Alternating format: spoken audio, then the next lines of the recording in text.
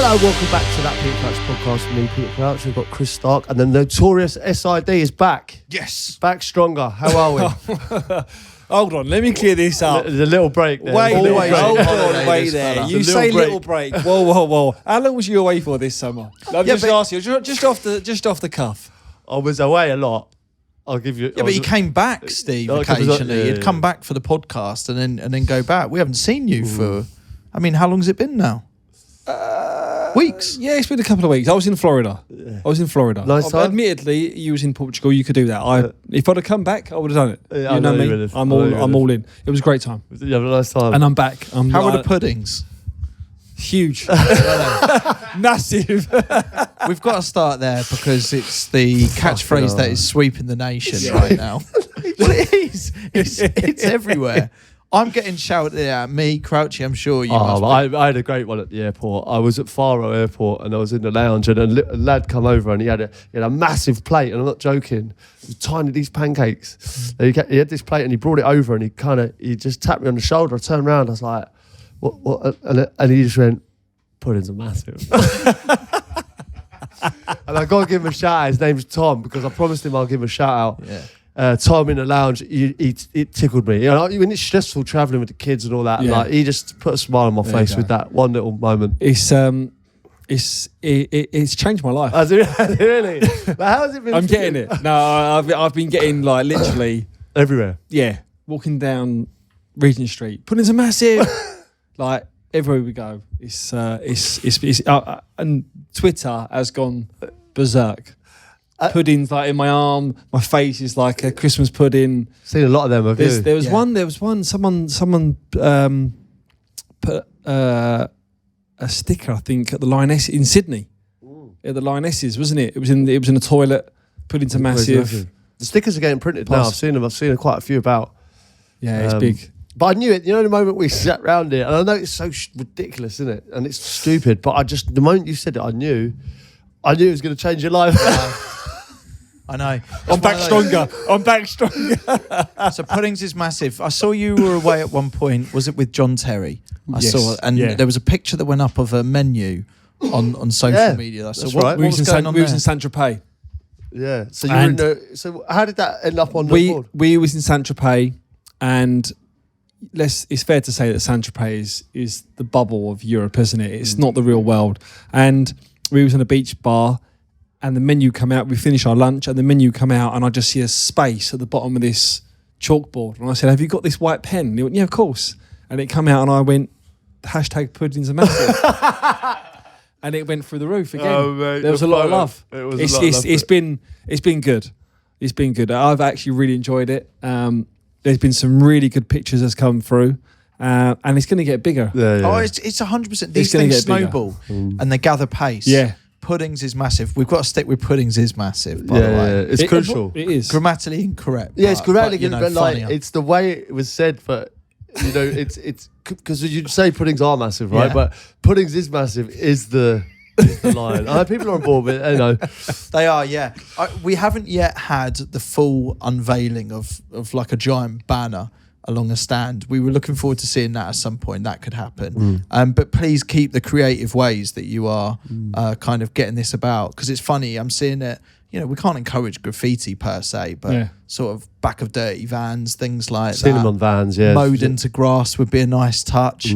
We've talked about this before. Do you remember the Strava app? You know, where you can run and it shows your run afterwards. It's a challenge, but if someone can run, puddings is massive. We've had Mike Dean Slaughter's Chickens on a run, which is incredible, really. How he's done that, Mike, like on a run. Well, where's this fella? Let's get him on. Unbelievable. Remember when the Mike Dean Slaughter's Chicken thing all came about, he did a Mike Dean Slaughter's Chickens. It lost its way a bit with the Slaughters, didn't it? Because he must have been tired. But he did it. It was incredible. But it has really caught on. We've had so many messages about this. Here's one from Lucas. Says, to set the scene, I'm listening to the Puddings is Massive episode whilst in the gym in my flat building. I am the only person using the gym as the cleaners in. For some reason, I was listening to the pod during a bench press set probably not your target setting, he puts in brackets. And with 2 reps to go, Notorious bursts out with puddings is massive, which led to me bursting out with laughter and dropping the bar on my neck. I thought the last thing I was going to hear was puddings is massive everywhere we go, as I was being strangled.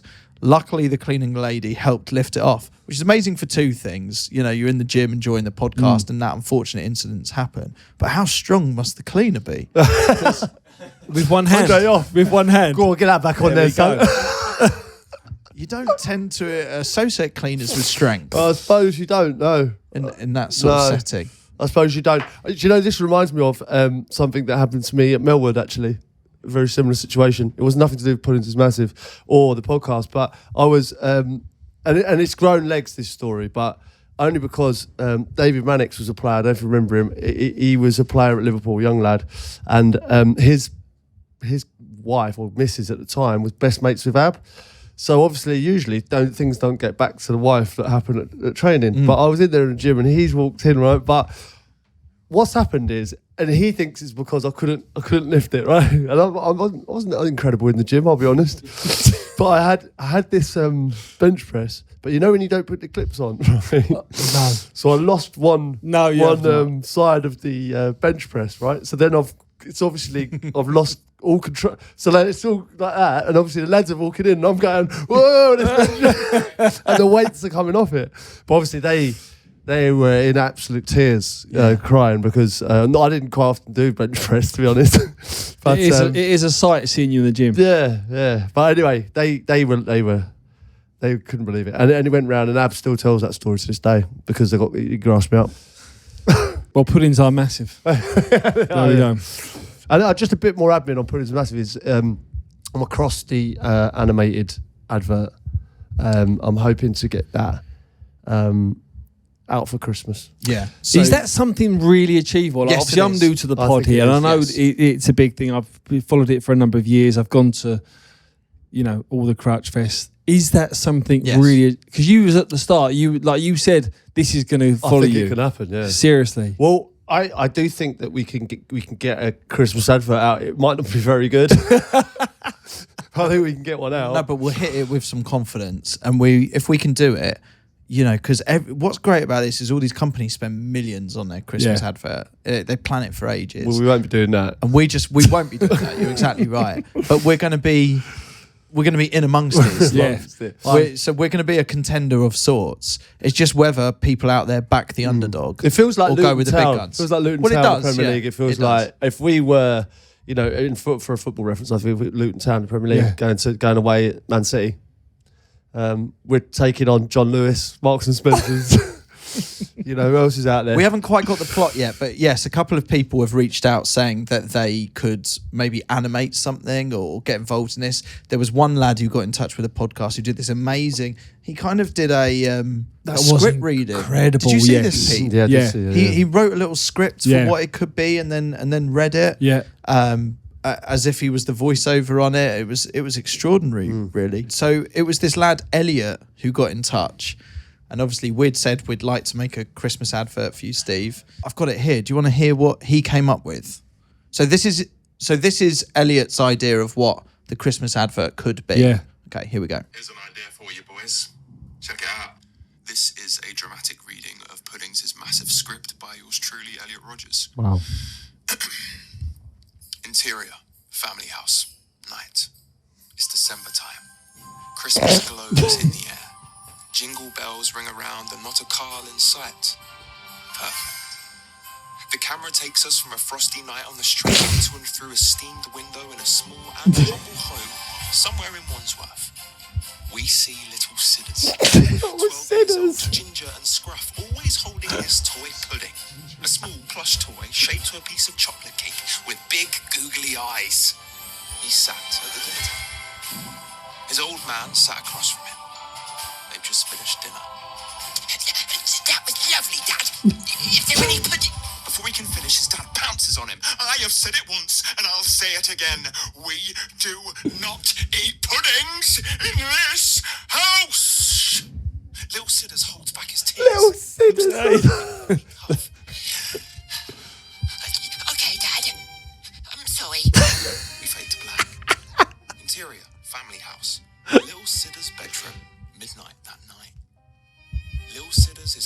under his blanket in his room, quiet as a mouse. It's bedtime. Torch in hand, we hear him whisper to his toy pudding. One day, when I'm older, I'm going to have all the puddings I can eat. And I'll let my children and family and friends have all the puddings they want. Little Sidders clutches his toy pudding close to his chest, closes his eyes tightly and starts to say in a shallow voice, puddings is massive. Puddings is massive. How good is that? That is incredible. That is incredible. It's a great start. So it's that kind of thing. If This you've got is it. ideas for what it could be, get in touch, maybe write the plot, and then hopefully we're going to get someone to kind of animate it, and then we're going to throw it out there and take on the big guns. Should be good. Right, so we're talking about managers today, and so like man management in general, really, because I feel like that. I mean, there's obviously the way football's gone now, like tactically, but I think players have changed, and the way to manage players is different, isn't it? Maybe than it was in our day. I think it's the number one now. You need that. I think you speak to the players that we played with, your Lampards, Steven Gerrards, your Scott Parkers. They're the ones now going, it is key, the man management side, more than the tactical side. You need everyone on board. But you're right. Everyone. There is such a focus now on tactics. And do you think that maybe that is something that has always been quite consistent in football? Is that the very best managers had fantastic man management skills? Well, I think so. Like, I reacted to that, but I think there is certainly with kind of like with Rafa, for instance, it felt like it was like you were a kind of pawn in a game. Do you know what I mean? It was like he was kind of placing, and he had no real regard for how you were feeling. Do you know what I mean? Or how where your confidence was, or it was just like, you know, that your specific set of skills is good for this, and he was like playing chess. Well, is that good? I don't understand. Is that good man management? I think tactically he was amazing, but I think obviously he did kind of suffer the other way a bit. Yeah, the So I bit of guess empathy side of it. Yeah, he didn't really have that. So what is good for you two then? What would you both say is good man management?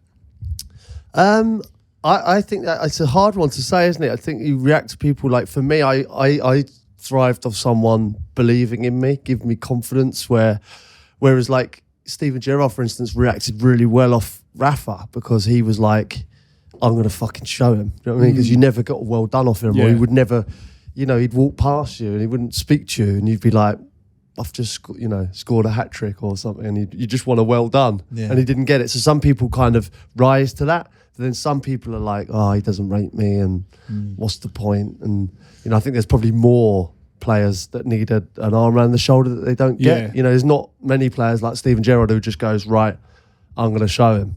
I think a lot of players sometimes maybe need an arm around the shoulder a bit more. Like when I say arm around the shoulder, it's a bit of a cliche, but it's like sometimes you do need to be told, all right, you're doing well. Well, they say that, I spoke to people that were in the England squad the last few years, and they say that Gareth Southgate's work, his best work is done in the corridors, like walking with the players, or from the team meeting to the training pitch. It's not necessarily done on the pitch, which is, it gives you like you can visualise it, like just walking out the players, just that personal touch. And all these managers now, they know what people are going through, their families' like circumstances. They know everything, and that's the best ones. And the best ones are the ones that know what players need what. Do you know what I mean? You might need a little bit of sugar, you might need more salt. You know what I mean? It's a little bit rough with the smooth, and they're the ones that just know. Like, so Rio was on, remember, and he was saying that he just knew everyone's personal life.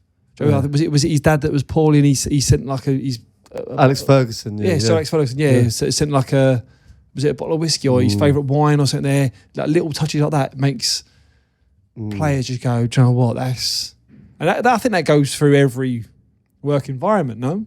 Yeah, but is that what you're saying the best style of man management is? Because wouldn't some players find that kind of closeness is not necessarily healthy, or not necessarily what some don't want it. They want. Yeah, exactly. Yeah.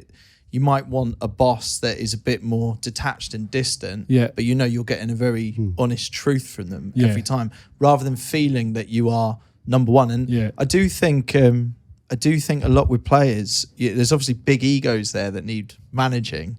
So maybe even there's something to be said here that it's not just man management. There's an ego management here. There's you got massage egos, 1,000,000%. 100%. Like the thing is, you can't if you treat everyone the same, which I think there are some managers that do that. It's like, right, we're all the same, we're all in together.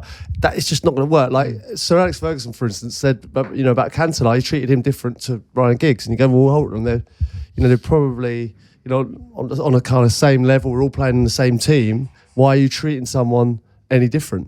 But you have to, I think. Like, for instance, Harry at Tottenham, like Benoit Assou-Ekotto was like, he was so difficult to manage. Yeah. He didn't want to do anything that you asked him to do. Like he literally would come in for pre-match meals, and he'd got a little bag from Tesco's, and you could go, look, Benoit, like, you've got to eat what everyone else is eating. He goes, no, I like my croissant. He has his hot chocolate, and he'll have like a cereal bar, and he's bought it from Tesco, and you go, well, and he just wouldn't get in the ice bath, or he wouldn't watch any football. He would no interest in football whatsoever. He'd turn up on a Saturday, and we'd have a game against, say, Wolves, and we'd turn up, and he'd have no idea who we were playing. He'd just turn up for the game then. Who have we got today? What, no interest in the actual football side of it? We're playing them. We're playing Wolves at 3:00. He didn't know who we were playing. That's incredible. That's actually mad. Yeah. And he's sat there in the meeting on the Friday. I'm thinking, he's just got no interest whatsoever. Oh, well, but is that not the job of the manager then, to get you interested? I mean, is that an example of bad man management?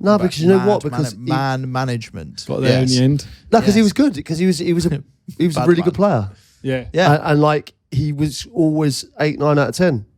Very rarely put a foot wrong. Just was a different type of character. Yeah. So what did you respond best to? You like a carrot or a stick guy? Well, I'm definitely a carrot. Or a fish finger. I'm more like a stick. You got literally a carrot and a stick. Can't believe you've done that. That's out of order. That's what you are. Oh my God. This next part of the podcast is sponsored by Brewdog. For those watching on YouTube, you can see that we're sat here enjoying our pints of Black Heart, and we're asking this, Peter, what if it's better? Better than that old Irish stout that we're not allowed to name right now. And I know you think so. But do you know what? It's something different, right? And I think something that I suppose I was guilty of in my football career as well, is not embracing change, something different. Like the way we look at it now, we see kind of fullbacks going into midfield. There's different formations. Even do you remember when Glenn Hoddle was like bringing in 3 at the back for England? We were like, no, it's 4-4-2. Yeah, this is how we've rolled for years. This is how we play in England. Could you imagine if Pep or someone brought in a sweeper? Yeah, and it just worked. But you know what? Everyone else would follow, wouldn't they? It's like, what if something's different? It's not always the same, is it? Well, but I was guilty of that. Yeah. I was guilty. Well, I was guilty of it because I was like, no, don't change our game. Like, even the back pass law, I remember when that came in, it was like, no, we can't leave our game alone. Right. Well, now you wouldn't. Change is good. There's been so many changes, and a lot of those changes keep up with times, technology, tastes, all of that. Yeah. We have been guilty on this podcast of drinking the same beer for how many years now? Yeah, we haven't really swerved too much from that. No. Branching out now, though. Brewdog got involved, and it's changed our snack game, and it's changed our beer game, and that's kind of what this beer itself has done as well. This stout here, this Black Heart, it's come in, and it's been a bit of a game changer, and it's just going to mix things up a little bit. It's adding an option in there. Yeah. That's what we're saying. And football does this. There's plenty of things in football where that happens, and there's going to be plenty of things in football as well that are going to go that way, because there's things that I'm sure that we could all think of that we could suggest that could switch up the game. A little bit. Definitely. But Pete, is there anything pressing in your mind? do you know what? I like the sweeper. Like, I remember I grew up with Corva, right? Do you know what Corva? Corva was it was like a Dutch the kind of coaching. coaching. Yeah. And they had like different ways of playing. I think you always got to think outside the box, haven't you? And I think like Corva taught you that. And like the sweeper for me I used to love that one. I remember when Hoddle came to Chelsea and he played like Hullet as a sweeper for a bit, and I realised he was kind of too good. He had to kind of move him forward. But I remember watching Hoddle at Chelsea play that role, and oh my God, what a player he was. Like, remember he was getting it off the goalkeeper, and this is in the early 90s. He was getting it off the goalkeeper and like pinging like passes onto people's toes from 70 yards, and like obviously not good defensively, but he had defenders in front of him. Like, it was so exciting and so like forward thinking. Do you know what I can see coming in soon? I think throw-ins will be gone. I think they'll do like a ball comes straight on, put down, and you pass it in. But you can't long pass it. Really? Yeah. What do you mean? What do you mean throw-ins will go? So you know how they're trying to cut time down in games now? Yeah. So time wasting with throw-ins, and especially now with all these bookings and throw-ins. I think soon enough they're going to trial somewhere that there's multiples around the pitch. When the ball goes out, the team has 5 seconds, 10 seconds to literally get a ball on the line, spot, put it down, and pass in, and they go. And the game comes back in. Wow. So this is the problem, right? You also say wow now, but like in 10 years' time that might happen, and like it might be better. Well, I was just thinking like, what changes could we make? And I was about to say refs with microphones, but that happened, of course, in the Women's World Cup just now. Yeah. And actually they could talk to the crowd, and I thought that was brilliant. I'd like one fan from each team to be given a microphone that, can talk directly to the players, like another coach. To the players? Yeah. Directly to the players? Yeah. You're fucking shit, mate. Just as he's about to take a pen, fucking give it to someone else. Soccer Aid do this. Dog shit. Soccer Aid, well, they don't do that, but Soccer Aid do sort of interviews with the goalies halfway through. Yeah. I don't know where I really stand on that. They kind of suddenly get a microphone and they're literally in goal playing, but talking to Dermot O'Leary in the That could not Dermot Gallagher, Dermot O'Leary. Or both. No, exactly. Or both. Or both, yeah. A strange concept. I think there's going to be a lot of changes that's going to come in, and people we'll go, yeah, but that's not going to work. Yeah, but what if it does? Like you said, the pass back rule, it's kind of worked. As we've gone through, there's a load of stuff that's changed, and we've gone, no, it's going to be worse. But it has kind of worked. Yeah, food and drink being served to you by drone at half time. Well, this is the case. There was a golf course in America that my friends played, and they droned in 4 beers while he was on the course. I swear. That's Michael Jordan's course. Jordan's course, yeah. Do you know people that played there? Yeah. Are you rolling them circles? Yeah, that's how I'm rolling. Podcast game's taking off. Yeah, so Michael Jordan's got a course in Florida, and they drone over and it's got like 4 beers, and like doesn't have to be beers, whatever. Yeah. Black Hearts. He flies over Black Hearts, puts them in, and you drink them. Yeah, but that's the future. That will happen. Well, that's going to happen at that'll be a local municipal soon. Have you seen the robots? Have you seen the robots is it Leicester, where you get the robots on the street that deliver your things? They're just out on the street and they deliver Leicester pizzas and things. Or seriously, yeah. That's going to happen, isn't it? No, the delivery guy. It's happening now. Yeah. So you just be out and about, and these little robots are just going about. But it makes sense, doesn't it? Like I don't know how much you would pay kind of a delivery guy, but if you can get it delivered by drone or robot, I'm sure there's a few people delivering by drone now. But anyway, do you know what? What we're trying to get to the point of this is try something different. Yeah. You know what I mean? Let's try Black Heart, Sids. Yeah. I like it. And if you want to do that, just head over to brewdog.com/crouch, buy a packet of Black Heart. And when you do that, you're not only getting a delicious stout, you're going to be added into the prize draw for tickets to our next event that we're hosting down at Brewdog Waterloo. These are good fun. We need to briefly explain what we've been doing with these things. Well, the last one, beer pong, was off the scale, I thought. We have a few drinks. There's a load of food on the go. If you enjoy this podcast, it's basically like just come and hang out with us and play some beer pong. We did a quiz before as well. That was good, but I think the brew pong, as we're calling it, was really fun. A roaring success. So we'd like to do that a bit more. So yes, go buy a packet of Black Heart if you'd like to potentially come get involved in that. Just go to brewdog.com/crouch. Yep, get buying. Hopefully we'll see you soon. I think I was one of them where I always strive to impress. We always loved a bit of encouragement and a well done, a pat on the back. Everyone loves that. But I think I thrived more on that. I've got to impress him. Like I always wanted that sort of blankness, or did he think he played well or not? And then when you got a bit of praise, you thought, do you know what? I've done well there.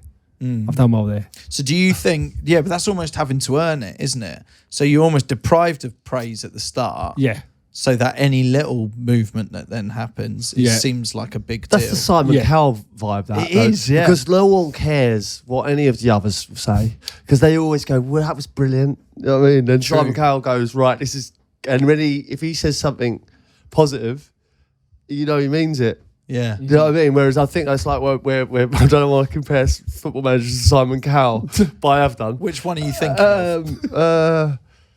Simon Cowell. Yeah, who's the Simon Cowell in your Capello. experience? Capello reminds me a bit like Simon Cowell. Like you'd very rarely get a well done off him, but if you got one, you'd know you were.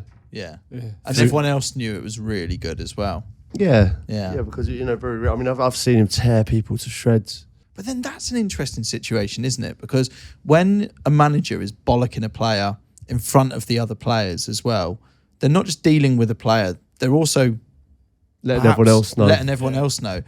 And there's two sides to that, isn't there? There's kind of almost degrading a player a little bit, because it's embarrassing if you're getting bollocks in front of everyone else, right? But then I guess the flip side of that is everyone else is learning a lesson because of this one person. Like I've done my coaching badges, and I've spoken to a lot of managers, and the one thing I've learned, especially the modern day manager, is I think when we grew up and more older school, it's not just the manager, and it's not the manager at the top and then the staff. Although it is in the hierarchy form, a manager now confides in all of his staff. So after a game, before the manager would come in, he would probably talk to his member of staff and go, I want to do this. What's your thoughts? Shall I go in and bollock them? They might go, do you know what? It's not the right time. A lot of them confide now in all their close lieutenants, and it's more of a management environment rather than one person calls all the shots and the rest follow. Yeah, because there's that example with Phil Foden, isn't there? I think this is a really interesting one in this whole topic, because Phil Foden, Pep's had a go at him. It was over a free kick, I think it was. He didn't do the free kick how Pep wanted him to. He's ended up screaming at Phil Foden. Then Phil is obviously annoyed at that, waited for him supposedly in the tunnel, waited by the tunnel. So when Pep comes out, Phil Foden supposedly says to him, don't ever say that to me again. Or a conversation to that effect. Then what's happened after that is Pep has ended up calling a meeting and apologising in front of the whole team about that incident. And then he went a step further and fined himself as well. Yeah. Yeah. It's incredible. I mean, it's incredible because you see both sides of the management there. You see the side of him that's, laid into him in the start because he's annoyed that a player hasn't followed his instructions. Then a conversation or something where he's acknowledged perhaps he was in the wrong, which is probably quite rare from a manager's point of view. And then he's fined himself. Have you ever seen that before? Yeah, very rare. I'd like to see it if it's come out or not. Because he says he's fined himself, but how would we know? But to even say that in front of the rest of the team, have you ever seen a manager backtrack like that or apologise? No, not to I think sometimes with players that come through the club, like from the youth team, I think sometimes there's a little bit of a disrespect for those players. Like, I don't know, they're just not seen as someone they've brought in. If you're brought in for 30, 40 million, you somehow command more respect than someone, even as like Phil Foden. Do you know what I mean? Yeah. Like, I don't know why that is. It's just, it seems to be that case. It's like, that's why kind of like Guardiola probably thought that he could, dig him out, because I don't know why. It always seems to me from the teams that I've been in that's been the case, that they don't get the respect they deserve. And I think Foden's obviously called him out on it. Fair play to him, and fair play to Pep for acknowledging the fact that he's gone too far. But then wasn't part of the theory with this as well that Pep was trying to get Phil Foden to stick up for himself a bit more as well as a personality trait. Yeah. So part of the reason he then went and apologised and fined himself was because he respected the fact that Phil waited for him, and stood up to him, which is something up to then, I think he was 22, 23, but up to then he hadn't really done so much. Yeah. So it showed that he was learning this personality of being in that first team and in around that first team. Yeah. In a way, kind of showing that his management. Yeah. And I think that's. But then a manager can blame anything on, but their you, management. You say that, can't but they? I think the modern day manager now as well goes with the times, because they know that there's a lot of player power, and not that they'll bow to that, but I think there's more of a we culture in first team environments. It's not first team staff, first team players. I think it's more of a. I've seen managers come in and go, maybe on the Monday or Tuesday when you have analysis, go, listen, I think I got that one wrong. This may be a substitution or, a call on something. I hold my hands up to that.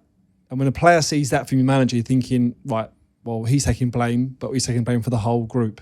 So we're in it together, which again, there's no blame culture. So straight away, there's no pointing fingers. You go out to training, you get on with it, and you go to the next game. I have this with my missus all the time as well. It's that similar thing, It's actually been able to kind of apologise, put my hands up, and go, look, I've made an error of judgment there. It's a difficult thing to do. In managing my own relationship, it can be a struggle, but it's a clever tactic to deploy. Never find myself. I suppose I have actually. I've gone out and bought sort of gifts and things like that to try. I find it difficult to hold my hand up and go, look, I made the wrong decision there. Yeah. I should have come home at midnight, but it was 5 a.m. Yeah, exactly. That was my fault. I fired myself. It's probably the most effective way of dealing with that you can find yourself in the spare room.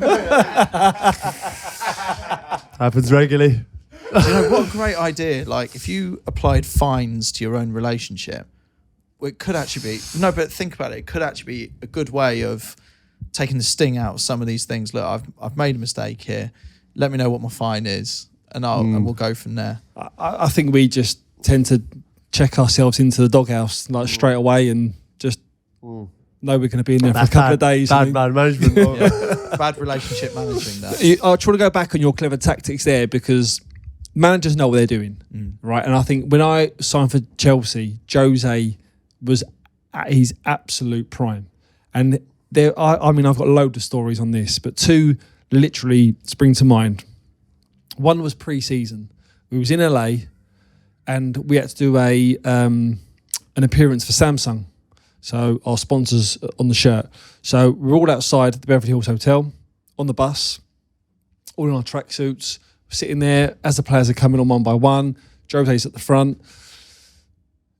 Jose says to the rep, the Samsung rep, he's like, what are we getting for this? And he's like, well, nothing. He says part and parcel of the package, we need to do this. And he was like, what, we're not getting nothing for this? He was like, no. He said, he literally went, everyone off the bus. Like, and we're thinking, what's going down there? He's like, everyone get off the bus. Like, so the players are slightly getting up. Now this rep is panicking. He is like flapping. He said, we're not getting nothing. I'm not going to do this. The reps outside on the Beverly Hills, like walking down. Jose sort of like looking over the lads up, giving it the wink. He comes back and he says, right, pictures, few interviews, lads can go off and just pick an item and then that's it. Yeah. So we get back on the bus, we go, we're there like 10 minutes. All of a sudden, the boys are like going around this Samsung warehouse. Didier's got like a 70-inch plasma being sent to Ivory Coast, right? I've just sighed. This is my first few days, and I'm like, what can I pick? I don't want to take the piss. So you're just going like, fill your boots? Yeah, just like pick something and then like send an address and then like, yeah. So I'm on there, right? And I've picked the DVD player, right? It got sent through. This DVD player didn't even have a remote control. It was the worst. It was the worst thing I could have picked. Anyway, that was one thing for him just to show. He didn't need to do it, but he just showed a little bit of class for the player to know that he's got a bit of power and this all for the lads. And then the second one was when we had training It was a build-up for a game for Aston Villa. So we trained on the Wednesday. They were trying on the Tuesday. The day after, it was half term. He knew that it was all the kids were off school. He went, right, boys, when you go home, tomorrow, bring your kids in. He said, I want all the kids in. He said, tell the wives, girlfriends, have a day off, relax, go and have a spa, chill out, shopping. He said, if you haven't got kids, go and find some kids. He said, just bring them in. So I promise you, right, we are in the next day, we're training, proper training session, and there must be 200 kids on the pitch next door to us, having a laugh and a joke, like all ages, playing around. There's a few of the staff looking after them. After, we all have pictures. The kids come home with autograph books, come back to the wives, girlfriends. What day I've had this? And he knew what he was doing. He was getting the girls on board as well. Happy footballers at work, happy footballers at home, get the wives on board. Wow, what a day that I've Does had. that really work from your guys' point of view? That's Rather than great, just that. being a perk of the job, if how much does your personal life really play a part in how you play football? Oh, yeah, or it's affect huge. it? Is it Yeah, it important is that a huge. It does, manager like, acknowledges that? For me, I found sometimes like if I was had a few problems kind of off the field, I think sometimes I bizarrely played my best football because it was like an escape. Yeah. You know, like, so whatever is going on in your life, it's like, and I think that's true for everyone. Yeah. Like, and I think fitness in general really is like you just get away from it and just do something and you feel better. And I think that was the case with me for football. I was going through a few issues and I remember doing well scoring, and it was like I just thank God I had football every day. It was like I was going into training and it was like as soon as I got through those gates, it's like all your troubles are gone. And I think I felt that a lot of the time. So yeah, of course you want a settled home life, that's great. But sometimes it was, I kind of found it even more therapeutic, if you like, when I had a few issues. Yeah. But interesting that would be a manager's role in all of this, to kind of learn your family, maybe get to know your family a bit. Yeah. Oh, they'll know everything. Because like I say, there's a team around the manager now. So the player liaison that looks after every family, from the kids to schooling to making sure they're settled with houses, he'll correlate bits back to the manager, and the manager will know. Not that the manager wants to know. Like you can think that he's got to deal with so much on his plate. But if something crops up that he's like, there's something not right with this player, he'll have a team around that will go, right, find out, and then we'll deal with that. It's amazing. Like I remember when I was a young player, like we walk in on a Monday morning, like how much they know about your weekend. Fucking hell, they don't care as much when you're married with kids and that. But when you were like, I remember when I was at Portsmouth, right, and I come in on a Monday, and my mates had come down, and I was with Courtney Pitt and Sean Derry, and we used to go out on Port Solent, the marina, and we had a few beers. My mates came down, and I was having a drink at the bar. And I remember one of the lads the old, as you sit down, they kick your chair away. Yeah. So I've gone down and poured the pint over my head like that, right? And I'm thinking, I'm Portsmouth's number 9, Sean Derry's captain, Courtney Pitt's like left winger, and like everyone was watching me, and I've got a pint over my head like that. And I ran to the toilet, like in embarrassment. Fucking hell, I've been stitched up there. Anyway, so I've come back in, and I've gone, he's fucking done me there, and I went to sit down. He's done me again, like he done me again, and I've literally fell over again and poured a pint in my face again. Like you couldn't even make it up. It was like I wasn't even pissed, and I'm not joking. I came in on the Monday morning. It was Graham Ricks was the manager, Jim Duffy, and he was like, "The fuck have you been up to?" And I said, "What?" And he said that he showed me the CCTV of the what? So they got hold of it of that bar, yeah. And I was like, I wasn't even pissed. Yeah. It sounds like you're talking to the missus. Yeah, and I sat down, and Graham Ricks was amazing, to be fair. He was a good person, but I was like, he was like, you can't be doing this, you know what I mean? We've signed you, record signing at the time. And he was like, you can't behave like this. And I was like, but yeah, he was like my dad, but he was great. The way he kind of like managed me. I mean, it was the first time I moved away from home, so I did get a bit excited. They got their finger on the pulse all the time, so they also know when you need to change your environment, like the mid-season breaks, and they'll always take you somewhere that's the lads are going to enjoy, like downtime, whether there's golf or team bonding. They got to feel as though, and it's down to them with the budget to go to the manager. Listen, we need to like get this over the line. Yeah. just I'm fascinated at sort of the limits to what their jobs are as manager of a football club, because they have to deal with so much even away from the team. It's the managing of the actual football club. From I can't remember, was it Sean Dyche who was saying at one point he was having to choose the sandwiches and what sandwiches were chosen, the hospitality, and there's that sort of granular detail that they have to deal with, let alone the families of all these people and how they find the time for it. You come back from training one day and Sean Dyche is there with abs, having a cup of tea. It's all part of his job. You know what? The thing with Sean Dyche there is like he actually did run everything, didn't he? So like when you say like it was one of those, and I think that's what Rafa tried to get at Liverpool. It was like Alex Ferguson had it at Manchester United. It was more than just managing the football club. It was managing kind of everything, and some managers want that, and some. I mean, these days it's more a case of like head coach role, isn't it? Would Definitely you fancy it? What? Do you not fancy management? There's always an element that wants me to go back in on the grass, but I think I'm more that older school man management. I'm a people person. I know how to talk to different people, and I can I can go into a pub on my own and literally come out talking to different people, go to a barbecue. I don't mind going somewhere on my own. Whereas I think now the modern manager is so on tactics and analysis and just live and breathe absolute football. Whereas I think I'd have been that more older one where I'd been more of a man manager coach, and let my coaches deal with all the tactical stuff. Yeah, but we'll see. What about difficult players? Where have you seen difficult players being sort of well managed, or how you manage those quite sort of special characters, quirky ones that just won't? Balotelli, for example, where he would miss meetings with Mourinho to go to the Formula One, that kind of thing, misses one-on-ones.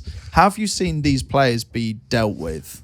Remember Harry had the one with Merson, didn't he, where he said he was going, was it, he had a funeral or something, or a family matter or something like that, and he went on holiday, come back with tan. No, he said he was checking into Riyadh. Yeah, he was checking into Riyadh. He was in the Bahamas, wasn't he?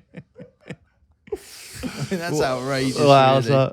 no, it was a different vibe there, wasn't it? Fucking imagine now. We're just been on holiday. That's a real tough one, because you're dealing with someone completely different to the rest of the group, and then we're saying it's like a we culture, but you're going, right, I need to give him a little bit more leeway.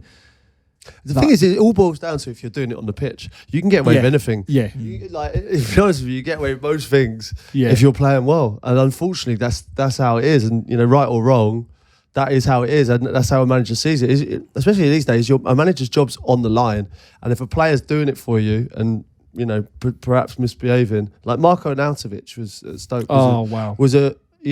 It's like a mini Ibrahimovic, if you like. He was like having himself beyond belief. But you know what? He backed it up, and everyone liked him. It wasn't as if he was disliked. It was like everyone in the dressing room loved him. Yeah, he's actually a good person.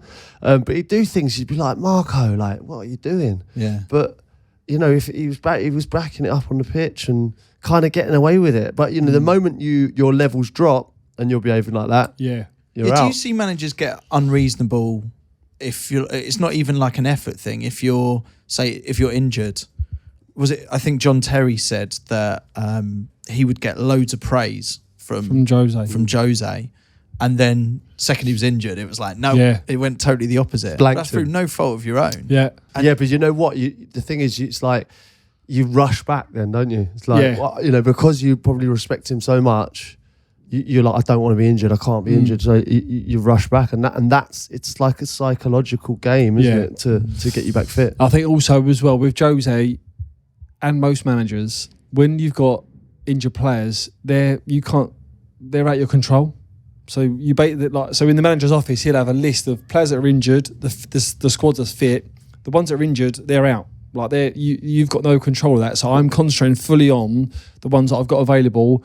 I'm giving all them my focus. Now, with JT, it might be different with him by going around by saying, listen, keep morale up around the place because you're captain or you're a big personality. But they've got so much to think about. The injured players, I've been injured before, and I've literally just got, like you said, like non-existent, isn't it, in the training ground? It's horrible. It's horrible like horrible. place to be. It's like you're ostracised. I remember George Graham when we came in when I was in the youth team at Spurs.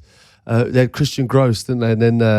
And then George Graham came in, and I was in the reserves. But I remember when George came in, there was a bit of a stigma around Tottenham of players being injured. You remember Darren Anderton had a lot of injuries. Chris Armstrong was out quite a bit. There was Everson. There was a couple of other players injured quite a lot. And when he came in, he noticed that injured players were getting off before the players had finished training. And he was like, right, well, I'm not having this. So he come in and said, you've got to report. So before 8 o'clock, before training, the next session would be 1:30, and then you do another session at 4:30. So you'd be leaving the training ground. Like if you were injured at 7 p.m. and if you're training, it was like 1:30. So it's almost like being punished. Well, it's a punishment for being injured. And I'll be honest with you, there was no kind of like, oh, I'm not feeling it today. It was like, we're training, and I suppose that was how he kind of turned that round. It was all down to, the mentality and managing players who might be, shirking it a little bit. Yeah. And is it easy, I guess, when you're injured, do you think there is that potential there if you don't have that sort of maybe slightly more disciplined manager to not recover so quickly, to shirk it a little bit just because you're in a lot of pain, I guess? Well, that's the thing. Like, man, if you are genuinely injured, right, and you're there till 7 o'clock every night, like getting punished, and listen, that's probably normal for a lot of people. But I'm saying, the football dressing room, when the players are leaving at 1:30 and you're there till 7, and you're basically just twiddling your thumbs there. Watching the time go, because you can't receive treatment for that long, or you can't do your rehab that long. It's not good for you. But you can't do that nowadays. You can't do that with the players now, because I think managers now are so engrossed on like the games and tactics, and now they're going to set up. But more so on the man. I think they're more scared on man management, because they know if they lose the dressing room, that's them done. And it can spread like wildfire, can't it? If you get a few that are just bad apples that like sort of throw a few grenades into the dressing rooms, it's like it's bad. I think I know where you'll both stand on this, but on that point, what about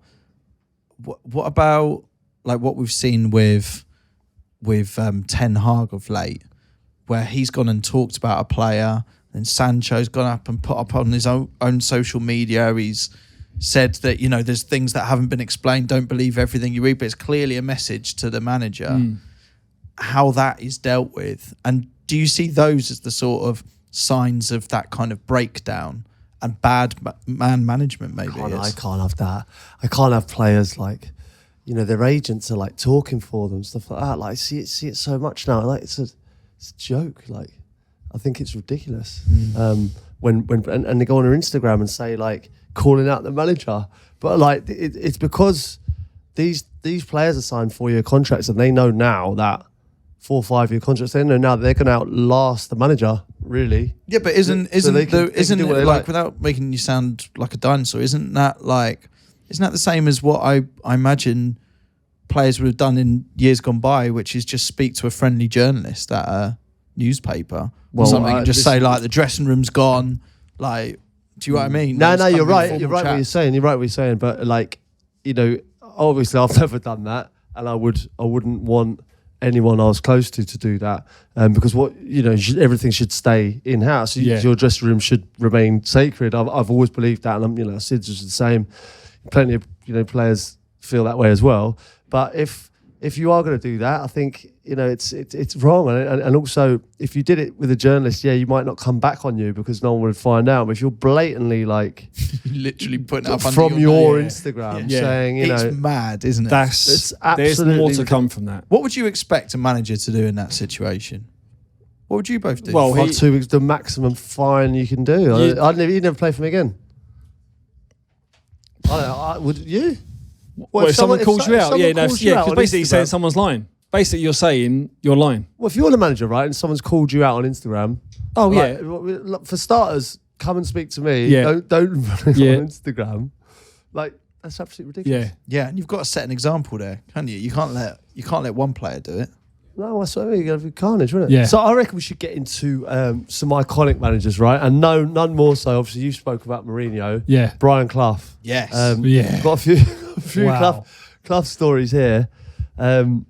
One incident, Brian Clough wasn't happy Stuart Pearce was going away with England, thought it was going to his head. So he found out about Stuart Pearce's family business and called it was called Stuart Pearce Electrics. Did you know Stuart Pearce had a Stuart Pearce Electrics? Yeah, I did. You know I know this story. Yeah. Yeah. Whilst playing. Yeah. So anyway, Is this like a family member also called Stuart? Like, no, it's his. No, it's it's his. like it was his company. It was like he was electrician and that's incredible. yeah, man of the people. Yeah, so Brian Clough's obviously called him out because he's just been playing for England, Stuart Pearce. And he Yeah. said, there's no way you'll run an electrics company and do it yourself. He said, well, I Wow. do. And he said in front of everyone, he said he played shit for England, found an advertisement for his family business and started calling him a fraud for not running the business himself. So he wanted, so on Saturday, he said he had to fix his wife's broken iron. So Brian Clough said that he needs to fix his wife's broken iron. Come Saturday, Stuart Pearce arrives with the iron and he'd fixed it himself. That's So Stuart Pearce good. can fix irons. That's Don't say you don't get any information out of this pod. but that's not a problem many England internationals have really had to deal with. It feels like not something you've ever had to deal with. I've you don't even have to bring your own pants to a game, like let alone your wife's iron. I don't mind ironing personally. I haven't done much washing in my life. Do you have I've never washed anything. Do you have an extra high ironing board though? Because even on the highest setting of that, We do. do you actually? Yeah. We do. Yeah, Is that bespoke? it's a bespoke iron, but No. like, it's not. No, it's slightly bigger. I don't do a lot of ironing. Do you know what I mean? I'm not gonna sit here and say I do a lot of ironing, but I have. I don't. That's the one I don't mind doing. Some people take great pride in it. So I don't mind some it. people are so good at it. My best mate Dugsy, he can fold like the shirts at weddings and that. He's brilliant. He's really Really? useful. Like he'll get the shirt, he folds it, everything's all done properly. He's brilliant he's at good that. at It's a real ironing. skill. It's one of those that could be a sport but isn't. Yeah, I know what you mean. My mate Julesy irons his pants. Where do you stand on that? Ironing pants. Yeah, he irons his pants and I socks. mean, it's a nice feeling for 2-3 seconds, isn't it? I don't know what. Like the thing is, like when we used to go on lads' holidays back in the day, he would always be late, and I'd say, Jules, and I'd go in. Oh, is and, that the travel iron? and he'd have no gear on, and he'd be ironing his pants, and I'd be like, I'm not waiting down for you to iron your pants. For you know what I mean? Yeah, but that's someone who takes pride in their appearance to the next level. It's a night out. Do you know what I mean? Looking sharp. I do understand it. I reckon Jules is getting some action. That's why he's ironing Well, pants. that's why he's hoping, obviously. But do you think are they going to turn him down if they're not ironed? I don't know. I think by question that out stage there. it doesn't matter. Anyone listening, have you ever turned someone down because of their underwear? Like, it's a legitimate question. The difference is I think if someone's you've underwear. got that far, truth is, you don't give a shit, do you? I mean, how bad can the underwear be? No, because I think because if you've got like skids and all that, or like you know what I mean, Yeah, if, but like, if you've got like honestly, some baggy I white front, actually don't think there's anything by that point. I'll be surprised, and I'd be happy to stand corrected here. I don't Well, think hold they're on a going to minute. get you If turned you, down like, for a crease. it depends what they are. If you've bought someone home and they've got a pair of Ben 10 pants on, Shirkers. then you're thinking, We, what the you got me a massage once, didn't you, Crouchy? And you were shocked because I wasn't aware I was getting this massage. But anyway, as I Where were we? I can't remember it. I was in a pair of Ben Shermans. You weren't Classic yeah, you Ben weren't, Sherman. Yeah, you weren't having them. No. Oh yeah, God, that was on the pod. Yeah. Sorry, Yeah. I was wondering where we were. Yeah, Yeah. Ben Sherman undies. yeah. Didn't respect no. that. no. But we had Ben Mee on the podcast, Sids, and we were talking about a range of underwear for him I as see well. this. Yeah, Huge. which we haven't organised yet, but we should. Yeah. Really should do. And he was willing to show off the underwear on TV as Yeah, well. yeah. Not for money or anything. Before someone comes for him on that front, but just for a laugh. Yeah. I'm a big fan. Yeah, yeah. Big fan. So what do you make of Clough's man management there? Old school. Well, I think the next one with Cloughy's the best. And this was Mark Crossley. And I know Mark Crossley, he tells his story really well. Mark Crossley was negotiating a new contract with Brian Clough. He went into his office and Clough handed him a blank piece of paper and said, sign this in the next 5 minutes or fuck off to Barnsley. In the next 5 minutes as well. Or fuck off to Barnsley. Wow. He signed it and Brian Clough told him to pick up his contracts on Monday. I think that's. That's incredible. Where do you go from there? Crouchy had been begging Clough for months about getting a car, as Brian Clough made players get permission from him to buy a car after they had passed their driving test. Shit, so they got to ask Clough permission. Yeah, I don't know if that's just because of the style of the car, about like how dangerous it is, or whether Brian Clough, like Brian Clough wouldn't deem it safe for that player to drive. I don't know. But either way, it's a bit weird going and asking the manager permission for something that you can legally do. It's like talking to your dad, isn't it? A little bit. Well, I suppose it is like the way players are. They are like children at times, and the manager is like a father figure to a lot of players. Yeah. I know when I was young, there were certain managers like Graham Taylor, like Graham Ricks in the early days, Harry Redknapp. When I was quite young, I was so naive, and you get all this kind of like the money that you're not used to, and you don't know, you've got no family to spend, you don't know what you're doing really. So you do need a kind of guide in hand, don't you? Well, I mean, it worked in this instance because on the Monday it come round, he picked up his contract and was given the car keys as a show of since he trusted Clough and Clough trusted him. Oh, so it goes both ways. Nice.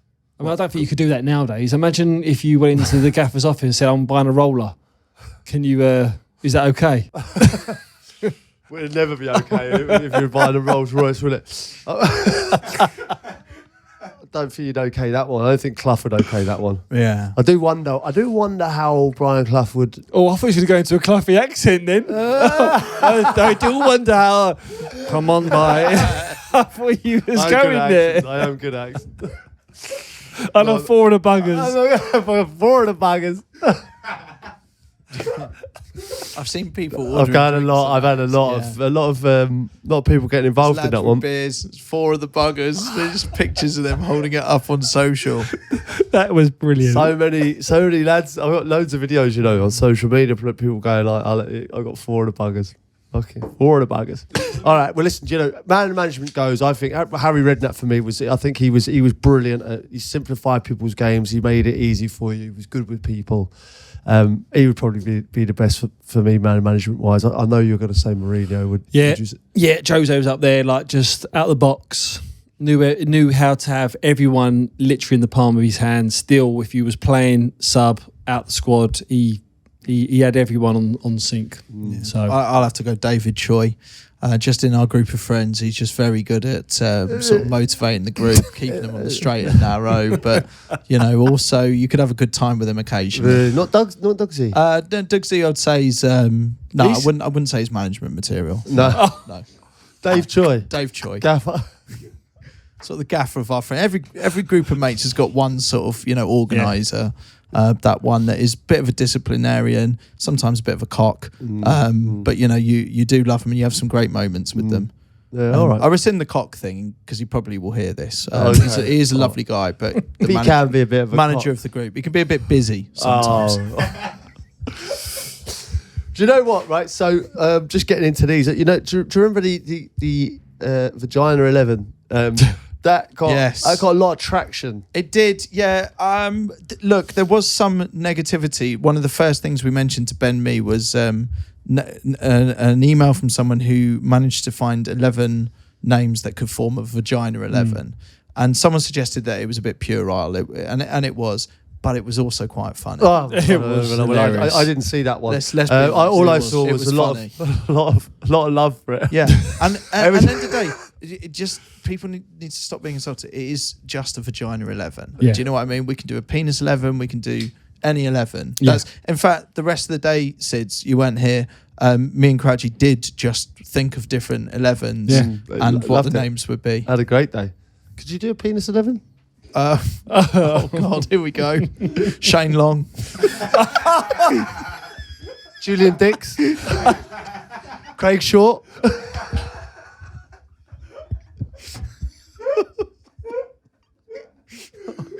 God, here we go. Mike Peen.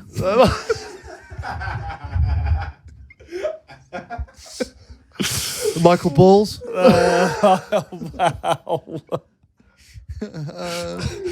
it makes you think, doesn't it? It does. Like, Pubisic. Pubisic. Christian Pubisic. Okay, well, we'll come back to that one. But anyway, we've got... All right. Well, listen. Keep sending them in because we love them. I've got a barbecue 11 here. This is from Andrew. Yeah. Here's my effort at the barbecue 11. I reckon they would hold their own against most sides. Although the gaffer, Yochum Low and Slow, should be encouraged to wash his hands thoroughly before being let near the barbecue. Absolutely. That's terrible. Absolutely. Wow. Right, so he's gone for the goalkeeper as Burnt Leno. Brilliant. Great Defence start. Ashley Cole, Jamie Charager.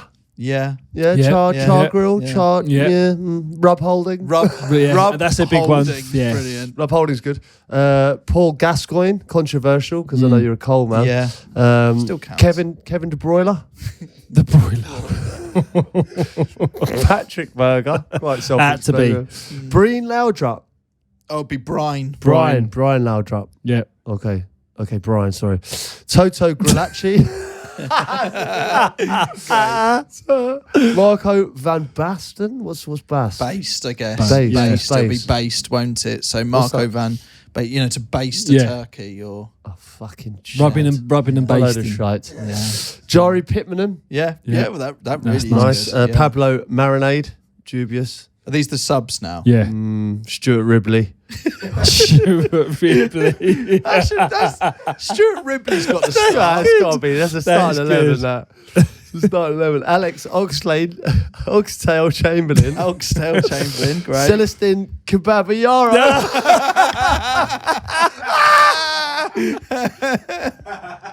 He's got in the first team. Oh, Wow. Daniel Embers. Yeah, Very very good. good. That is Well good. done, Kababayara is unreal. That is good. Well done, Andrew. Oh. I don't know with these 11s. Well, I think we said we were going to put out on social media and then just let you guys pile in underneath. I think maybe we'll do that with the barbecue one because that will keep our Twitter account from Yeah, being there's banned. definitely more there. The penis 11, you might just have to DM us or something. It's Yeah, just keep it kind of. we don't want you. Just email in, you know what I mean? Like we might not read it out, but we'll enjoy them. Yeah, absolutely. Well, there's one at Leeds, isn't there? Who's the cock? Oh, yeah. oh yeah, just straight up cock. Yeah, Cock. it's almost too easy. I feel bad for him. You know. It is too easy. I'll that try one. and think of another Leeds one now. It's a soft challenge from Cock.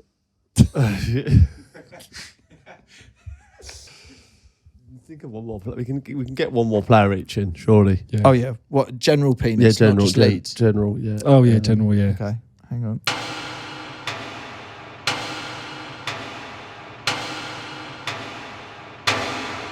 Tossard.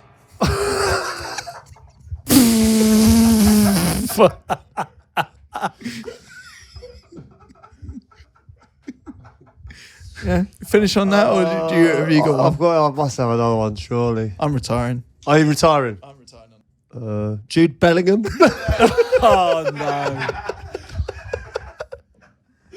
Come on, Steve. We're not leaving. In fact, we're not leaving now. Jude Bellingham. Just silence now until Sid has one. Danny We're not Danny Gurphy. Danny Gurphy. There it is.